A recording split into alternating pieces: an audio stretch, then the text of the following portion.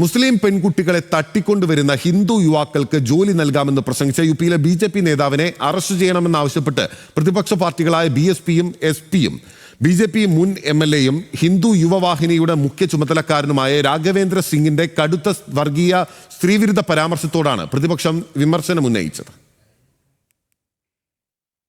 സിദ്ധാർത്ഥ് നഗർ ജില്ലയിലെ ഡമരിയഗഞ്ചിൽ നിന്നുള്ള മുൻ എംഎൽഎ ആണ് രാഘവേന്ദ്ര പ്രതാപ് സിംഗ്.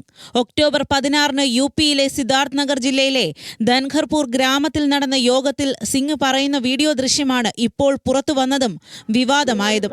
നമ്മുടെ 2 പെൺകുട്ടികൾ പോയാൽ നിങ്ങൾ 10 മുസ്ലിം പെൺകുട്ടികളെങ്കിലും കൊണ്ടുവരണം. നിങ്ങൾക്കുള്ള ജോലിയും പണവും ഭക്ഷണവും നൽകാൻ തയ്യാറാണ്. ഇത് പറയുമ്പോൾ സദസ്സിലുള്ളവർ കൈയടിക്കുന്നുണ്ട്.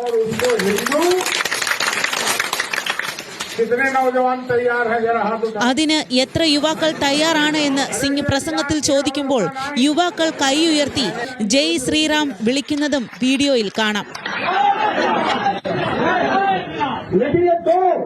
ലവ് ജിഹാദിനെതിരെ ശക്തമായ തിരിച്ചടി ഉണ്ടാകുമെന്ന കാര്യം മൗലവിമാരും മുസ്ലിങ്ങളും ഓർക്കണമെന്ന് ബിജെപി നേതാവ് പറഞ്ഞു. അഖിലേഷ് യാദവിന്റെ കാലം കഴിഞ്ഞു. ഇത് യോഗി ആദിത്യനാഥിന്റെ ഭരണമാണെന്നും രാഘവേന്ദ്ര സിംഗ് പ്രസംഗത്തിൽ മുന്നറിയിപ്പ് നൽകുന്നുണ്ട്. രാഘവേന്ദ്ര സിംഗിനെ അറസ്റ്റ് ചെയ്യണമെന്ന് മുൻ മുഖ്യമന്ത്രി മായാവതി ആവശ്യപ്പെട്ടു. ബിജെപി നേതാവിന്റേത് കടുത്ത വർഗീയ സ്ത്രീവിരുദ്ധ പ്രസംഗമെന്ന് സമാജ്വാദി പാർട്ടി നേതാക്കളും പറഞ്ഞു. ഹിന്ദു യുവവാഹിനിയുടെ ഡമരിയഗഞ്ചിലെ മുഖ്യ ചുമതലക്കാരനാണ് സിംഗ്. 1990കളുടെ അവസാനത്തിൽ അന്ന് ഗോരഖ്പൂർ എംപി ആയിരുന്ന ആദിത്യനാഥ് സ്ഥാപിച്ചതാണ് തീവ്ര സംഘമായ ഹിന്ദു യുവവാഹിനി.